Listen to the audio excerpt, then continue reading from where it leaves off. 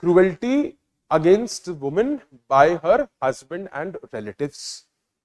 So if the husband or relatives of a married woman, they subjected her to cruelty, it was specifically punishable under 498 capital A.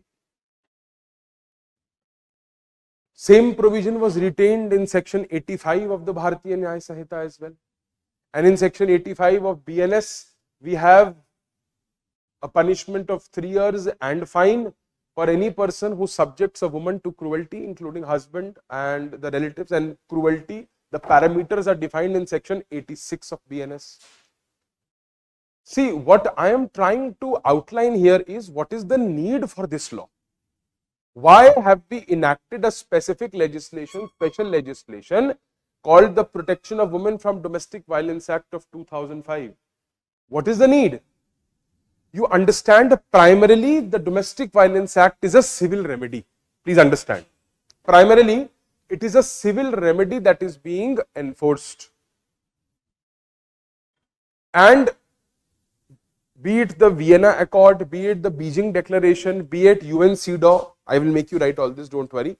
We have been signatories to a lot of international covenants wherein it is mandatory for us to protect women from any unwanted, unwarranted discrimination.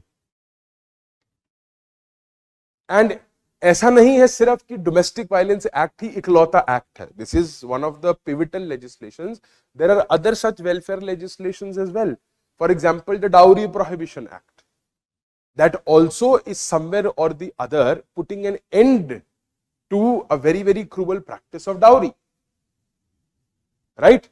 So there are different legislations. The PCP and DT, Preconception and Prenatal Diagnostics Techniques Act, that also somewhere or the other is in the benefit of women. What I am trying to say is these welfare legislations are needed. इनकी हमें जरूरत होती है so that we can put an end to certain discriminatory practices. This law again is very important. सारे state judiciary examinations में पूछा जाता है, प्रीलिम्स में भी, मेंस में भी, और ये और भी एग्जामिनेशंस के लिए काफी इंपॉर्टेंट है. एपीओ एडीए भी एग्जामिनेशंस काफी हैं जिनमें ये लॉ डेफिनेटली डील करा जाता है.